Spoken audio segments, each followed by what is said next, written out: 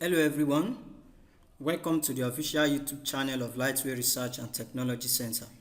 And in this video we are diving into the Stata interface, and this particular video is perfect for beginners or anyone who needs a refresher.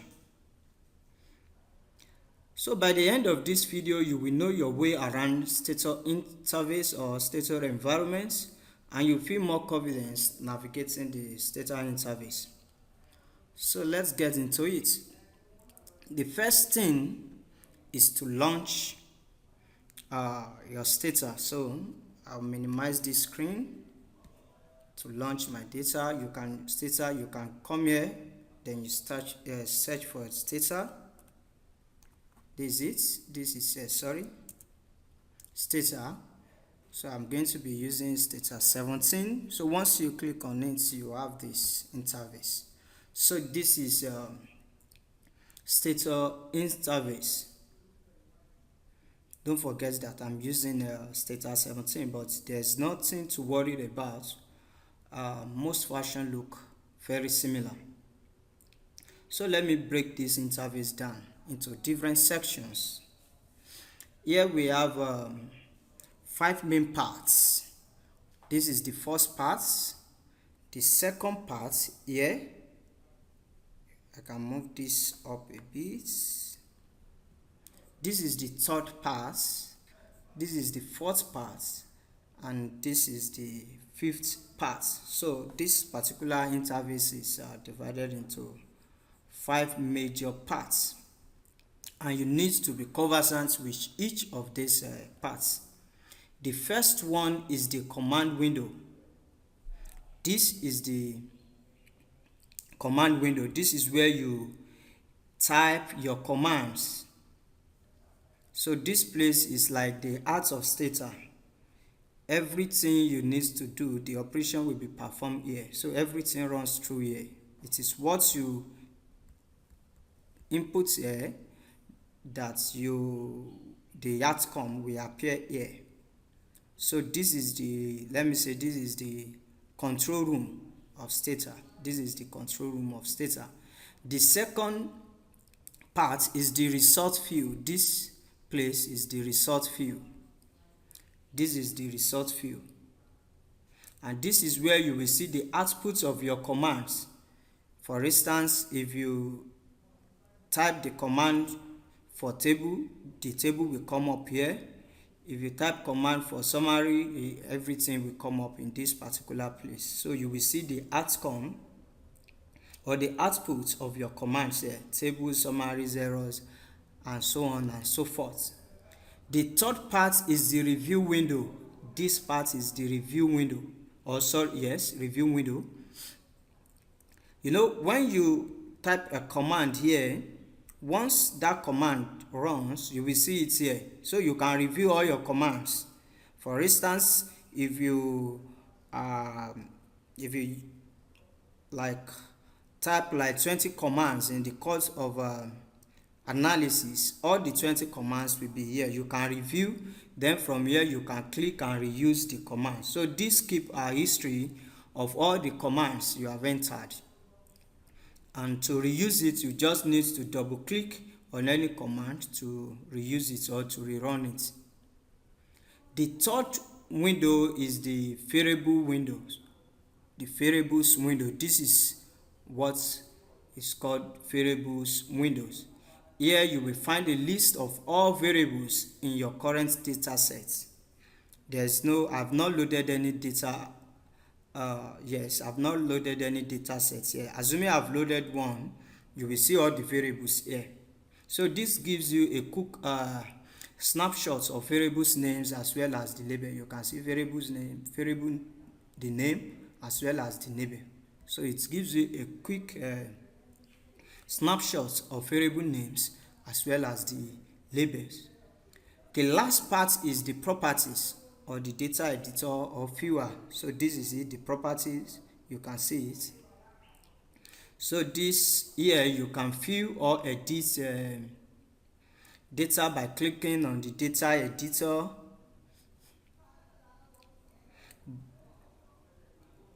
And from here too you can, this is the data editor, so you can just click on this. This is the properties, the name, the label, the of each variable, then the type, the format, everything. So if you want to fill the data, you can just come here, the data editor, this icon, you just click on it and it will open the in a spreadsheet style view. Another thing I want you to take note is this menu, the menus. This is the menus and this is the toolbar. This one where you have the shortcuts is the toolbars. This one are the menus.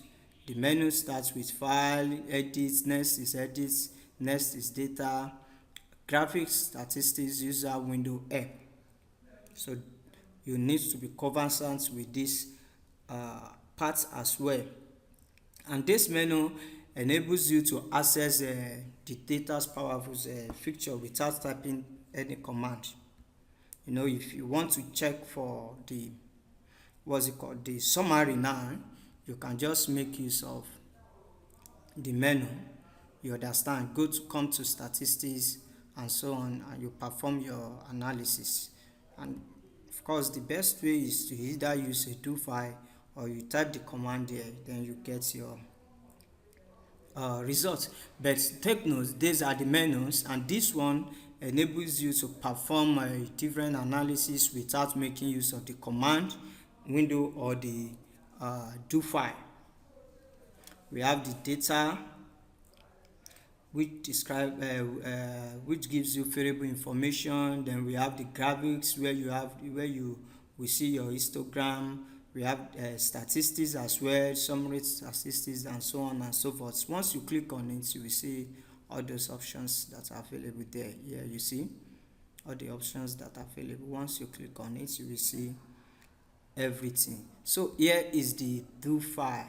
Is the toolbars, and the first one is open. You can make use of this to open any saved work file. Then you can use this button to save as well. If you want to print out anything, you can make use of this one for log, and then this one to new viewer. But the most important one here is this do file. This do file, it enables you to write codes, to save your code, and also to run batches of commands. You understand? This particular do file, once you click on it, this is the do file. It will open like this. So this particular interface enables you to write, to save, and also to run batches of commands. I must confess that it is very great. This particular interface is great for writing clean, reproducible code. You can highlight any line, then you click on execute. Once you write the code, for instance, if I write browse,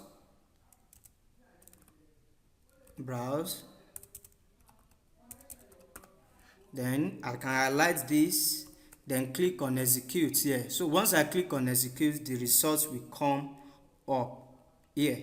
But the advantage of do file is that you'll be able to save all your codes, and you can even send this, you can even attach it to your manuscripts when you are submitting it for publication.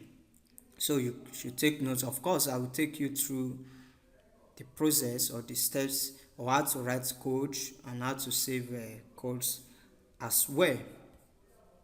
Now, away from this, the next thing I want you to take note here is this app. Is very, very important. Everybody use this, because when you are writing your code or whenever you are doing one or two analysis, you may need to consult the documents in Stata, particularly if you need the codes for one analysis or the other like that. You may need to consult them. You just need to make use of help here.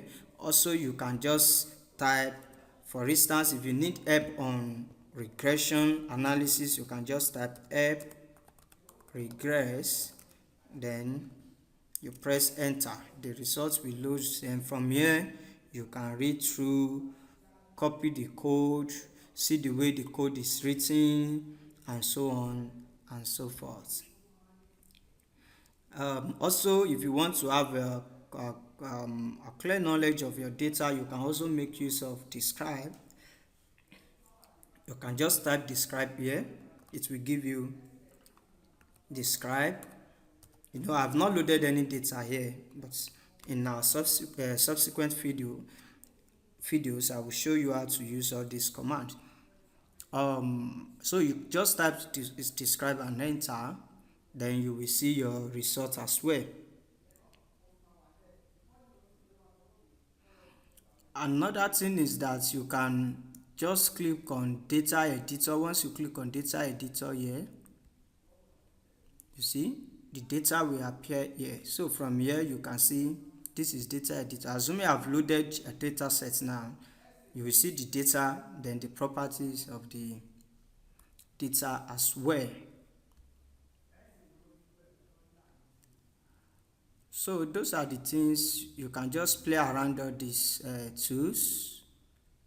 These are this is data editor browse, data editor edit. Okay, this one is just to fill, but if you want to edit, you make use of the second one. So you can just browse and check through, just play with all the icons.